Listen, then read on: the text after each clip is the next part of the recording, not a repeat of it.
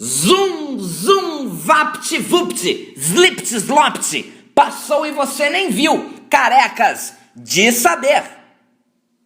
Oi gente, tudo bem? Eu sou o Guto, professor de literatura, e hoje a gente vai começar uma escola literária nova. A escola literária se chama Arcadismo. A gente vai dar uma olhadinha no que foi esse movimento literário, o que acontecia, o contexto histórico dele, algumas das suas características e seus principais autores, certo?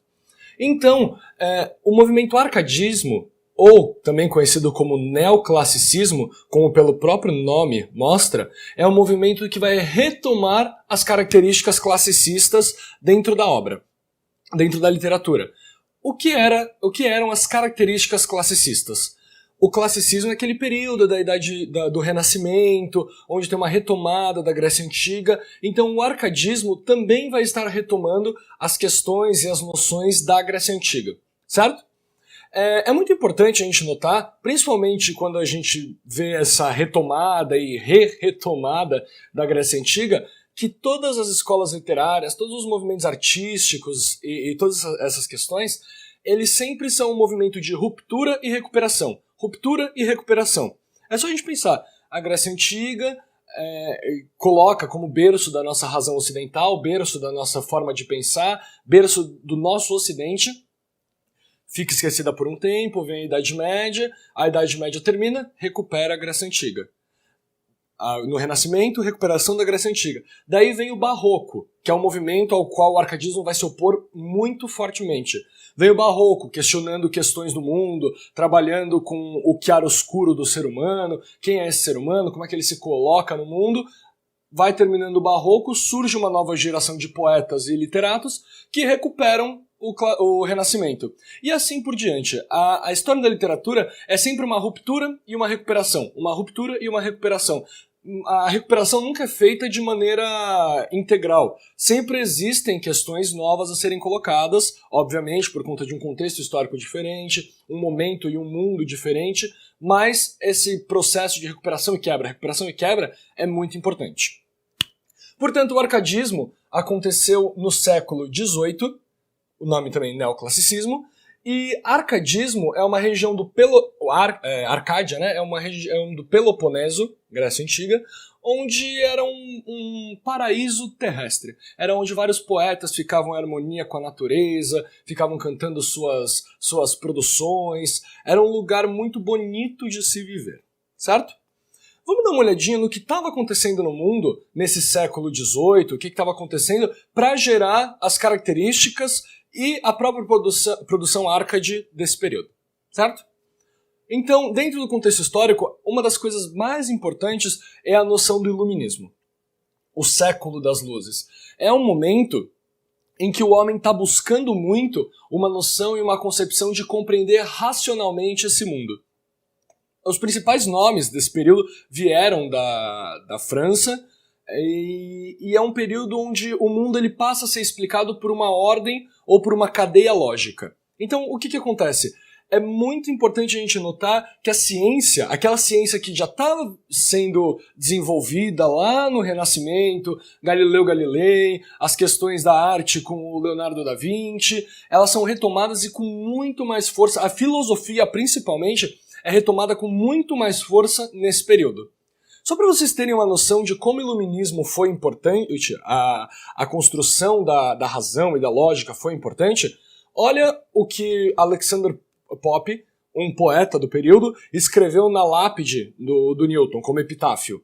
A natureza e suas leis jaziam na escuridão. Deus disse, faça-se Newton. Imagina que tem um Newton aqui. E tudo se iluminou, certo?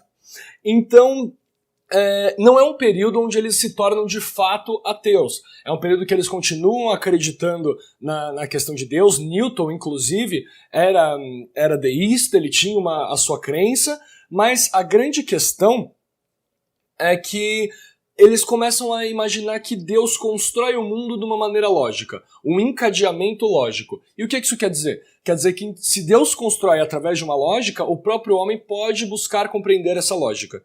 Que é o que o Newton faz, o que Voltaire faz com várias questões da escrita e da filosofia. Eles vão buscar postular várias questões também sobre a música. Rousseau é um estudioso importante da música. Então todas essas questões vão começar a aparecer com muita força nesse arcadismo.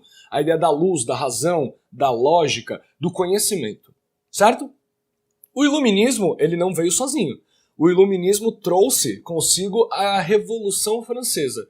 Então é um momento em que a burguesia quebra com várias questões, tem toda aquela revolução na França, queda da Bastilha, a tomada do poder pelas outras classes sociais. Então isso também vai estar influenciando esse período. Além da Revolução Industrial.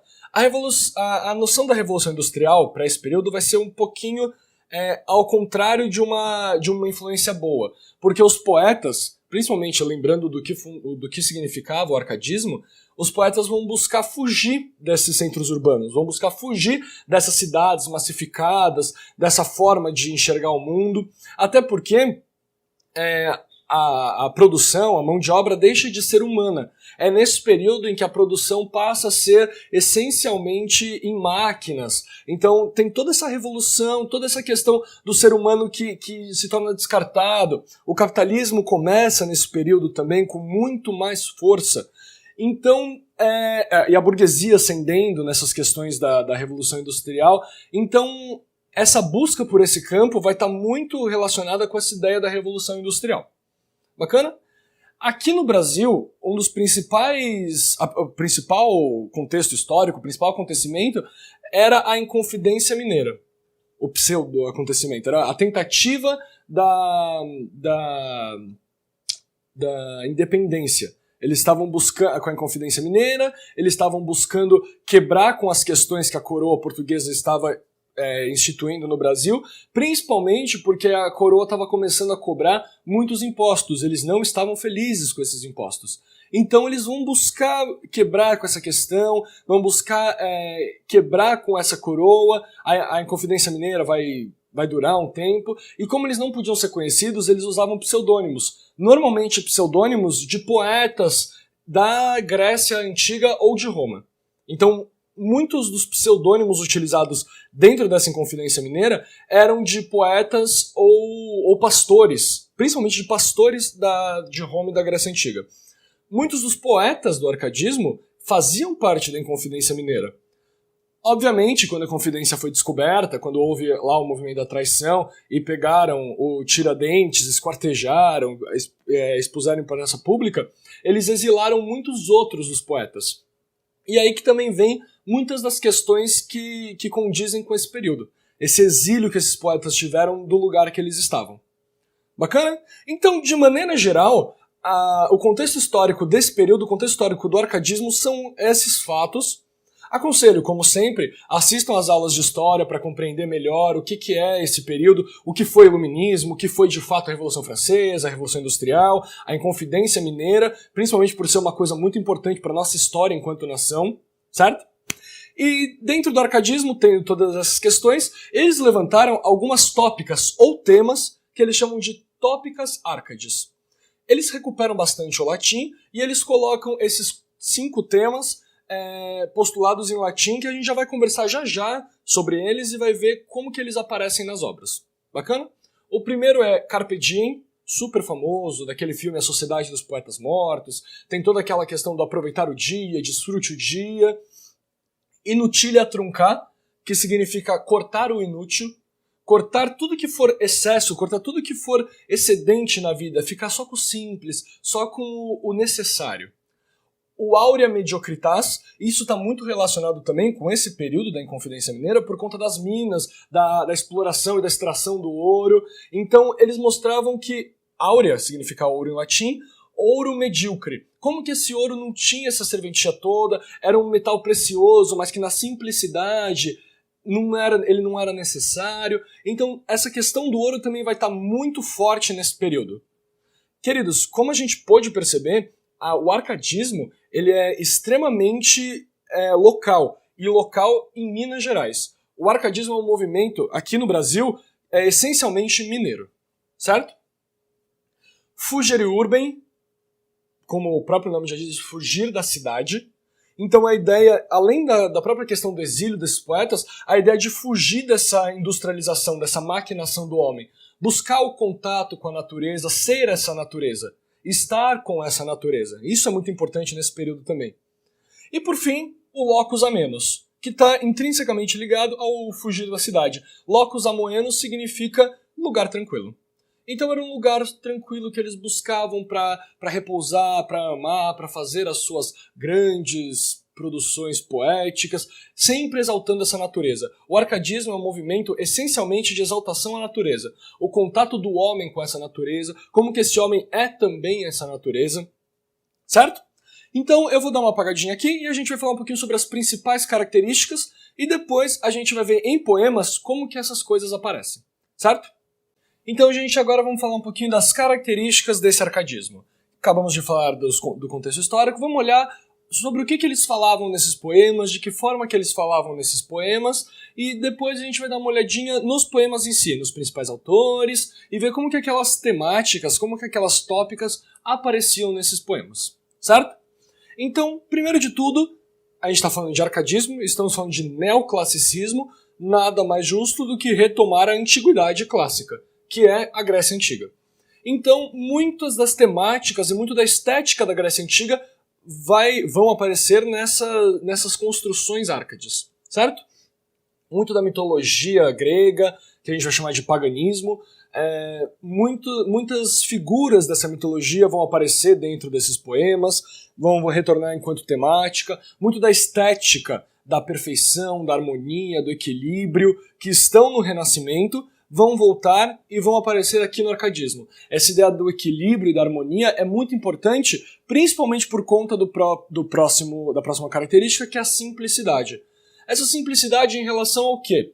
Em relação à própria vida de excessos que muitos dos burgueses e nobres ou cleros tinham nesse período, e a ideia da simplicidade é principalmente essa ideia da busca de um lugar onde eles possam ser tranquilos, ser felizes, estar em harmonia, estar equilibrados e estar inseridos nesse mundo de maneira mais plena. Onde que eles vão buscar essa simplicidade? No campo. Então, o principal pano de fundo, o principal cenário da poesia Árcade é principalmente o campo. O verde da grama, as árvores, um lugar tranquilo onde só se ouve o som dos pássaros. Essa simplicidade vai ser buscada nesse lugar. A simplicidade, que dentro dessa simplicidade vai estar inserida aquelas duas ideias do inutilia truncar e do aurea mediocrità, vai estar também o locus amoeno, a busca pelo lugar tranquilo, onde a pessoa possa repousar, a quebra com a noção da necessidade do ouro, a quebra com o inútil, tudo que for inútil cortar, a fuga da cidade também para o campo, tudo isso vai estar inserido nessa ideia da simplicidade. A ideia da simplicidade também está inserida principalmente como um contramovimento ao barroco. O barroco era cheio de excessos, porque ele mostrava a grandiosidade e a infinitude que é a alma humana. Então a alma humana ela é bipartida ou pluripartida. No barroco a gente consegue perceber que o homem não é um no meio de 1 milhão, mas é 1 milhão dentro de um só. É aquela ideia do claro e escuro que a gente viu, os jogos de linguagem, o cultismo e o conceptismo. O arcadismo vai buscar quebrar com isso também. É a simplicidade, é narrar a vida no campo. Como que essa vida é mais tranquila, como que as pessoas precisam buscar essa vida no campo. Então o arcadismo é uma contraposição quase que completa ao que foi o barroco. Beleza? A ideia da liberdade espiritual, principalmente longe da cidade. Então nos poemas a gente vai ver que o eu lírico sempre se sente muito livre por estar no campo. O campo é o lugar que ele deseja estar porque é ali que ele pode ser, é ali que ele pode entrar em contato direto com a natureza. E ele só pode ser quando ele é também essa natureza. Então isso vai ficar muito evidente nos poemas, a questão de como esse eu lírico, a relação dele com a natureza e como ele é e está nessa natureza. Bacana? E por fim dessas primeiras características, a gente tem a ideia da crítica social. Os Árcades, eles não falavam só dessa ideia do campo, embora fosse a principal temática, mas eles criticavam muito as questões sociais. A gente tem que lembrar que o contexto, principalmente os brasileiros, a gente tem que lembrar que o contexto é de uma Inconfidência Mineira. Eles estão lutando num panorama político, num panorama existencial. Então, é uma crítica social aos excessos de todas as classes sociais, da nobreza, da burguesia, como essa burguesia tá tá excedendo tudo que poderia, como que ela tá vivendo desses excessos, principalmente pós-Revolução Francesa. Então, essa ideia da crítica social vai se dar a essas pessoas e principalmente aos governantes. Como esses governantes estão sendo corrompidos, como que eles estão quebrando com tudo que eles acreditavam e tudo que eles postularam no movimento. A crítica social vai aparecer também aqui no Inconfidência Mineira em relação a questão colonial, que ainda colonizava a gente aqui no Brasil, certo? Então, essas são características principais desse movimento Arcade. De tudo isso, surgem as outras duas características, que são as que mais aparecem de maneira suma em todos os poemas arcadistas. Primeiro deles, o pastoralismo. Pela própria palavra a gente consegue perceber que é uma ideia de pastoril, pastor. O que acontece? Os poetas todos, por conta dos pseudônimos, dos nomes falsos que eles tinham que inventar, eles recorriam aos pastores que viviam na Arcádia, eles recorriam a esses sujeitos que viviam em harmonia com o campo, que eram o próprio campo. Então, a ideia do pastoralismo é a ideia de retomar essa temática pastoril e o próprio eu lírico ser um pastor. Então, esses sujeitos estavam em comunhão com essa natureza. Estou aqui sendo feliz com a minha natureza. E dessa felicidade com a natureza, desse sujeito pastor que é próprio da natureza, que vem da natureza, a gente tem a ideia de bucolismo. Bucolismo é harmonia com a natureza, é harmonia com o campo, é estar em relação com esse campo, é adorar esse campo, venerar esse campo, tratar esse campo quase como uma ideia de divindade. Então imagina a cena. É uma pessoa rolando na lama, no campo, super feliz, nua, soprando um dente de leite. É mais ou menos essa cena que descreve o que é o bucolismo. Certo? Então, as características principais, logo de cara, que a gente tem que estar atento quando a gente fala de arcadismo, são essas questões. A harmonia com a natureza, a relação com a natureza, a forma de ser e estar com essa natureza. Os pastores, os sujeitos que criam nomes pastoris e usam esses pseudônimos pastoris para compor os seus poemas, retomada da mitologia grega, a simplicidade. Eles vão para o campo buscar essa simplicidade. Então, se o campo é a simplicidade em si, não faria sentido eles estarem querendo os excessos.